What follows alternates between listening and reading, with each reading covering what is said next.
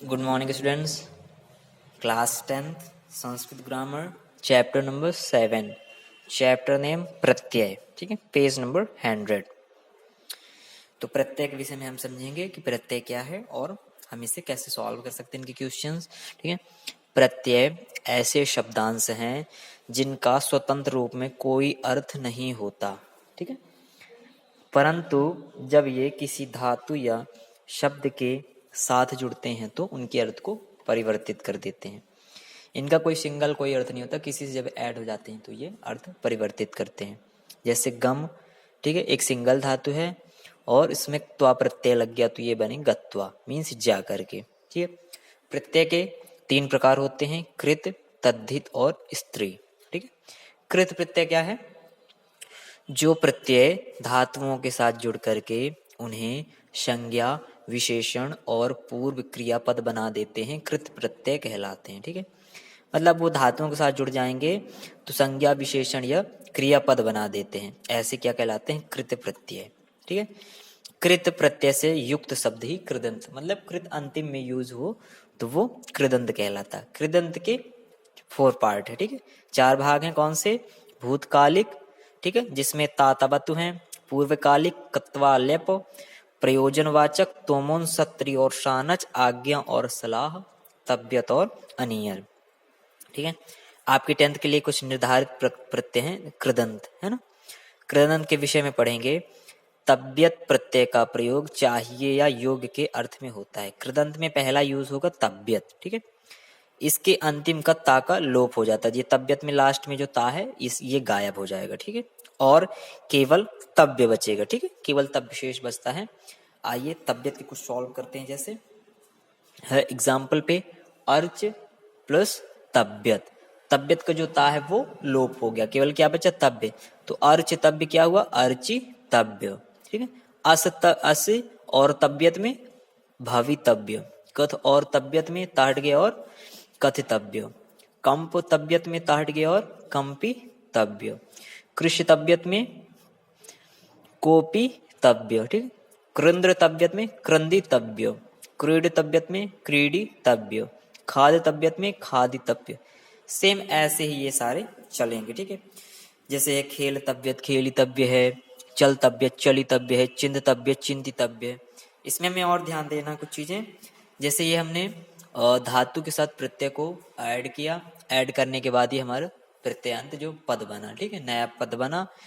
ये इस तीनों लिंग में कैसे चलते हैं, पुल्लिंग में कैसे, स्त्रीलिंग में कैसे और नपुंसक लिंग में कैसे, हमें ध्यान देना है।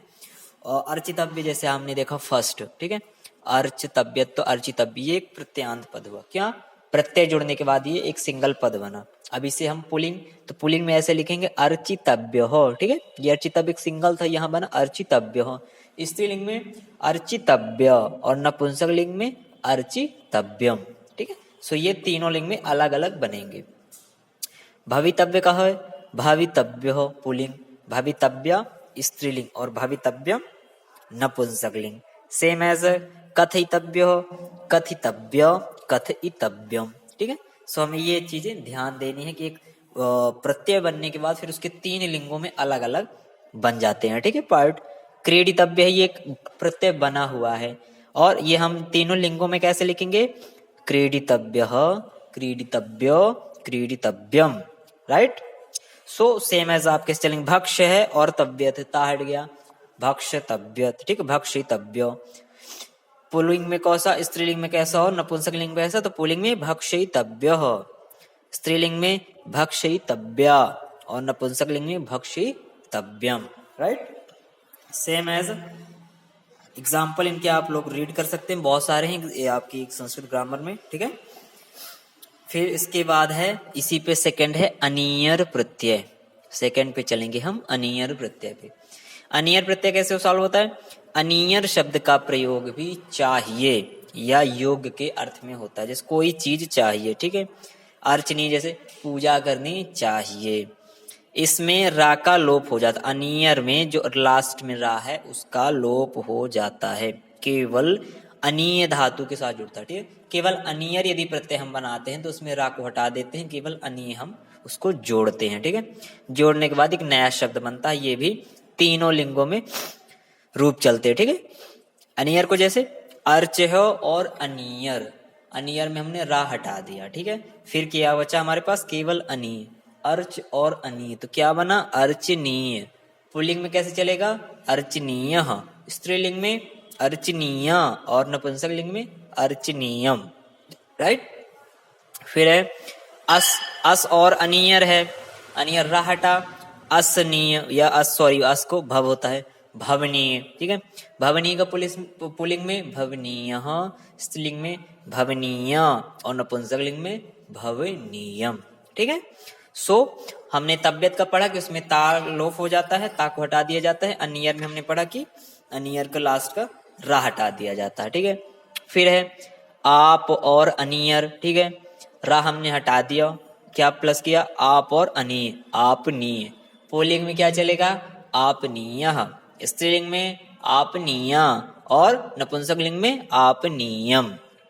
इस ऐसे है, इस अनी एषणी हो गया, कथनी कथनी हो गया, कंपनी कंपनी हो गया, कंपनीय कंपनीय कंपनीयम, राइट। कोपनियर है, कोपनी कोपनीय कोपनीय कोपनीयम। सो एज अ सेम सारे चलेंगे, कुछ हमें कुछ चेंजेस नहीं करने हैं, केवल जैसे दानियर है, राट गया तो बन गया दानीय, है ना। अब इसे पुल्लिंग में दानीय, स्त्रीलिंग में दानीय और नपुंसक लिंग में दानीयम। ऐसा ये सारे हमारे सॉल्व हो गए, ठीक है। इसके बाद इसमें और भी है, नेक्स्ट पेज पे भी नृत अनियर है, नर्तनीय नर्तनीय नर्तनीय और नर्तनीयम, पचनियर पचनीय पचनीय पचनीय पचनीय। सो वैसे आपके अनियर प्रत्यय भी सॉल्व हो गया, ठीक है। इसके बाद आता है थर्ड पे क्षत्रि प्रत्यय। क्षत्रि, इसका यूज होता है करता हुआ, ठीक है। कोई काम कर रहा है, करता हुआ है, तो उसके अर्थ को प्रकट करने के लिए क्षत्रि प्रत्यय का, क्षत्रि प्रत्यय का प्रयोग परस्मैपदी पदी धातुओं के साथ होता है, ठीक है। इसमें सा तथा री का लोप होकर के केवल अत धातु, क्षत्रि है, क्षत्रि में शा हट जाएगा और ता का री हट जाएगा, केवल क्या बचेगा, अत, ठीक है। अत धातु जुड़ के साथ करके नया वर्ड बनाता है। ये केवल वर्तमान काल में प्रयोग होता है, ध्यान देना में, वर्तमान काल में। जैसे है पठ, और हमने इसमें क्षत्रि प्रत्यय जोड़ा, ठीक है। क्षत्रि में क्या हट गया, सा हट गया और रिकार हट गया, क्या बचा, अत। पठ और अत बचा तो क्या बना, पठत।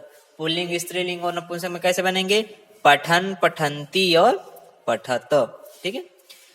धाव है, क्षत्रि है, इस सत्र में केवल अत बचा, धाव अत, तो बन गया धावत।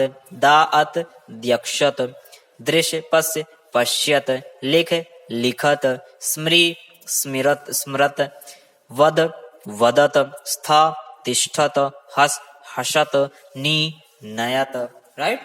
सो ऐसे आपके क्षत्रि प्रत्यय चलेगा। क्षत्रि में क्या सीधा सा लॉजिक है, सा को हटा देना है और तत्री के रकार को हटा देना, क्या केवल उसमें क्या बचेगा, अत बचेगा, ठीक है।